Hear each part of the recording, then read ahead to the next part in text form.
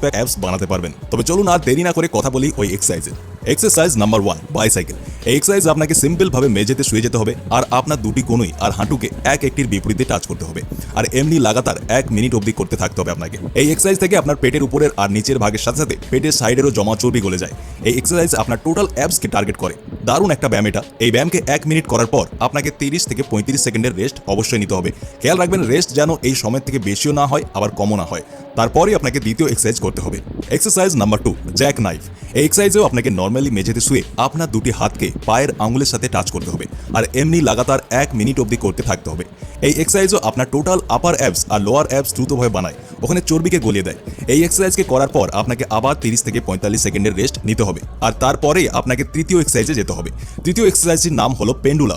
এই এক্সারসাইজে আপনাকে মেঝেতে শুয়ে আপনার দুটি হাতকে মেঝেতে মজবুতভাবে চিপকে রেখে দিতে হবে আর আপনার দুটি পাকে মিলিয়ে দুটি সাইডে এদিকে ওদিকে করতে হবে আর এমনি লাগাতার 1 মিনিট অবধি করতে হবে। এমন করলে এই এক্সারসাইজ থেকে আপনার পেটের লোয়ার অ্যাপস আর সাইড অ্যাপস মানে ইন্টারনাল অবলিক এবং এক্সটার্নাল অবলিক্স এই সব মাসেলসগুলির ফ্যাট লস হয় আর যেগুলি আপনার এখন হলুদ হয়ে চর্বি জমাট বেঁধে রয়েছে।